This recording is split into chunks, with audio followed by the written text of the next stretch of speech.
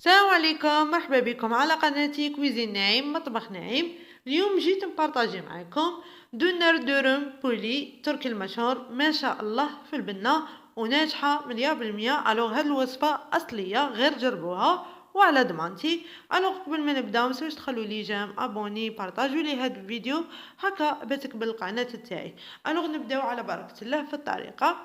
راح نكتب لكم المقادير، الوغ ديروا كابتشر هكا باه ما تبحرلكمش.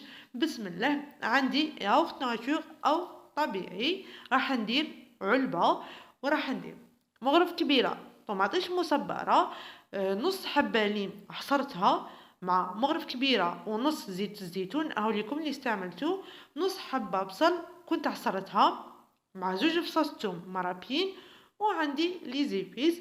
الو راح ندير شويه كمون، كركم، راس الحانوت، توم بودر، زنجبيل، زعفران مع الزعتر، فلفل احمر والفلفل الاسود والملح. كما شفتوا درت حوالي نص مغرف صغيره.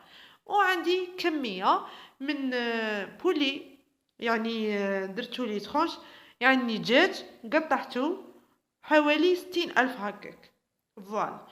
راح ندير كامل المكونات، ندير الثوم مع البصل اللي كنت حصرتهم، طماطيش مصبره، ياغورت ناتور، ندير كامل المكونات ونمارينيهم ونخلطهم بيان. فوالا.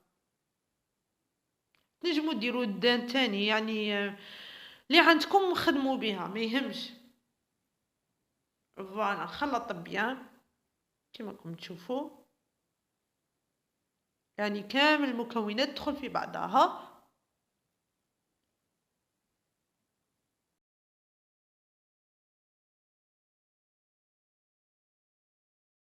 فوالا. بعد ما خلطت المكونات راح نديرهم في بابي فيلم ونغلق عليهم غايه فما يتحلوناش. فوالا. ونمشي هذاك المكونات تاعنا، الدجاج نمشي بيان.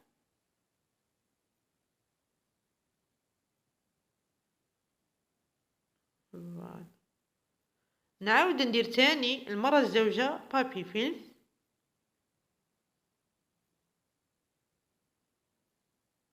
هاي ليكم ونغلق مليح. راح نخليه في فريجيدير ليلة كاملة حتى الغدوة من داك باه نخدمو. فوالا. نغلق عليه وندير بابي كويسون ونخليه يبات ليلة كاملة. ابخي نكملو.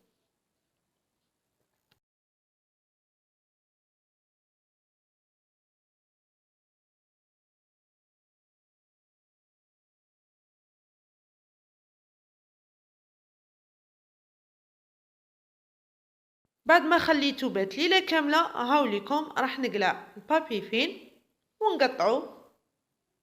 شوفوا معايا، لازم نقطعو رقيق جماعة. هو صح مقلاصي ويغبنكم، الوغ ديروا حاجة باه ما يجيكمش بارد، ونقطعو بهالطريقة. شوفوا معايا. ودروك ندير الزيت في المقلاة ونخليه يحمى. ابخي نقلي الدونار تاعنا او الدجاج. شوفوا معايا جماعة، يجي ما شاء الله.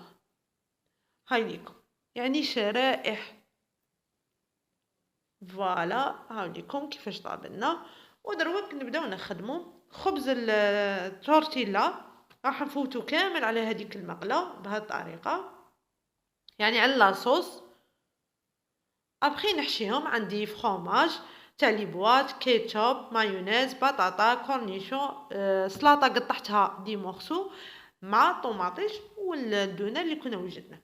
الوغ ندير مايونيز مع السلطه وطوماطيش، نزيد المايونيز بهالطريقة، ندير البطاطا.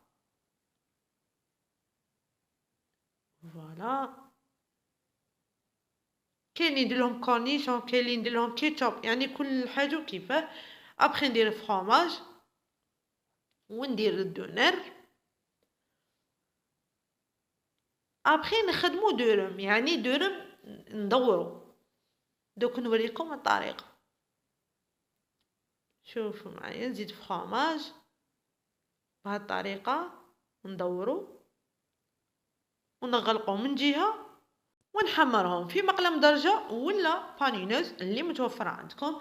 الوغ نكمل هنا زدت الكيتشوب مع الكورنيشون. الوغ اللي عندكم وتبغوها ديروها. الوغ نغلق الدورم تاعنا، درت شويه فرomاج. اذا تخافوا يتفتح لكم في المقله يعني ديروا فرomاج. فوالا نحمرهم على جهتين.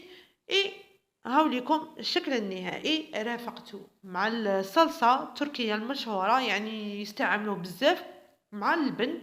يعني اي ساندويتش ياكلوه مع اللبن وهاد الصلصه كنت بارطاجيتها معكم في خبز تاكوس بالدند. راح نخلي لكم الرابط. صدقوني هاد الوصفه ناجحه 100%. غير جربوها وعينيكم غامضين. انا معليا غير نقول لكم تهلاو لي في روحكم، وان شاء الله نتلاقاو مع وصفه جديده طريقه جديده باذن الله. ما تنسوش دعموني بالاشتراك تفعيل الجرس وبارطاجوا لي هذا الفيديو. تهلاو في روحكم. سلام.